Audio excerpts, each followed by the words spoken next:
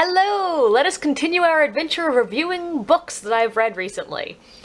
Today's adventure will be in Sensibility and Sea Monsters by Ben Winters and Jane Austen.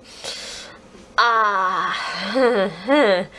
don't think I've ever read anything with such a disregard for its source material. It's clear to me that Ben Winters doesn't understand or like Jane Austen or her works. This took a book that was an interesting exploration of the balance between a woman's duty to propriety, logic, and society, and her duty to her own emotional well-being in a repressive culture, and overrid it with a tale of shallow, unempathetic idiots obsessed with fish and marriage. Mainly, though, just fish. You'd think they'd be sea monsters, but no, it's mostly fish. Let's start with the writing. I don't know if Mr. Winters was required by copyright law or by his editors to make a certain number of changes per page, but it felt like half the time he was just changing words to fish-related ones just so you wouldn't forget that there were sea monsters involved in this book.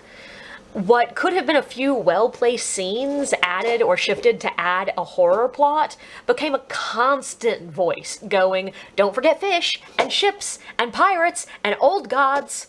Because yes, this book doesn't just build on Jane Austen's work. No, for some reason there has to be obvious allusions to Lovecraft.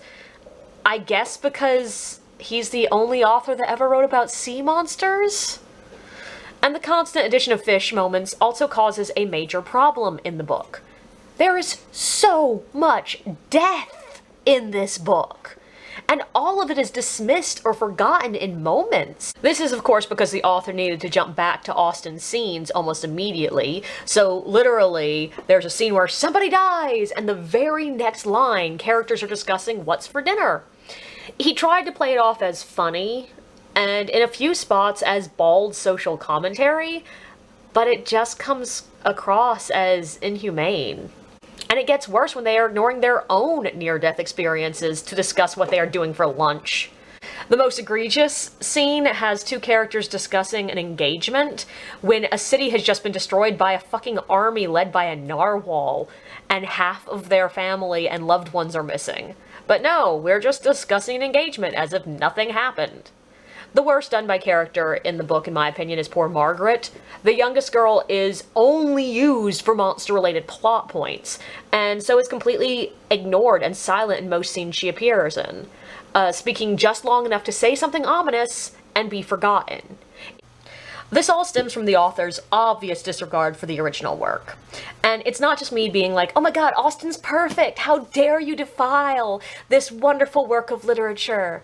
Like, yeah, I know there are problems, and more to the point, I was interested in the idea of marrying a horror story with a work of classic fiction. But this book seems to find the original work lacking in stakes, action, and interest, which shows me the author didn't fucking understand the point. And he clearly didn't know what the title meant. The two female leads in this book are meant to, or in the original book, are meant to represent two ways of looking at and interacting with the world. Sense, being logical and proper and fitting in society the way you're supposed to, and sensibility, being over-emotional and really delving into your own desires and focusing on your own emotions. The two main leads are meant to represent these two different styles of interacting. It is not meant to be a war between the shallow and stupid Marianne and calm and smart Eleanor. This book makes Eleanor look soulless, as she literally sips tea while a servant dies outside the window because she doesn't want to be rude and get up and save him. And Marianne looks vapid. She pulls a bandage off a bleeding servant to repair a fucking carved bird. And two things that are just factually annoying. I know this is horror, and the idea is that people are more callow about death when everyone is dying around them. But this is the 1800s, not the, 700s. The English upper and middle classes weren't kind to their servants at that time period, but they also weren't having them battle to death with animals for their amusement. And number two, the author infuriatingly did not seem to bother researching fish. The thing he mentions every goddamn sentence. He clearly looked up the scientific names of a few fish and left it at that. Hammerhead bites wouldn't be triangular. Narwhal horns don't come out of their foreheads. A lobster's antennae aren't tentacles that can reach out and grab something and strangle it. Octopi don't have skulls. And those are just some of the inaccuracies I noticed in passing. I understand these are monsters, not normal fish. But if you were describing your monsters as just giant versions of real animals with murderous intent and too much intelligence, try and get some things accurate. One more big topic, and then I promise I'll conclude my review. There's a character in this book who is married unwillingly to a man who kidnapped her, invaded her island, killed all the men on the island, and stole all the women in sacks. They have at least one kid together, which implies that, yeah, at some point they had sex. That's rape.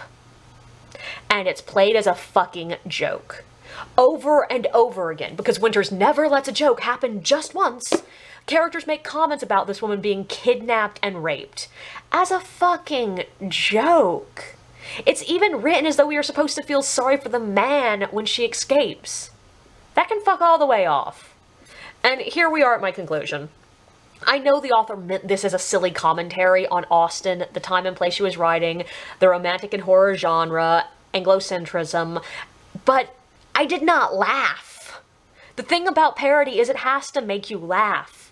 And you laugh because there's a grain of truth. This book did not have that grain of truth, and so is not fucking funny. Austen characters did not think about marriage to the avoidance of all else. Sense and Sensibility is not a story about a vapid girl learning a lesson. The English middle and upper classes in the 1800s were colonizers who committed genocide, but that's nothing to fucking joke about. And this book didn't need 7 million action scenes to be interesting. Overall, I mourn what this book could have been. A subtle combination of horror and examination of restrictive society in the 1800s. A book that used monsters as a metaphor for social ills that forced the girls into boxes of Sense and Sensibility. Instead, we got a stupid book about fish. And the monster part of the ending didn't even work as an ending. Generally speaking, if you're given a choice, just read Sense and Sensibility.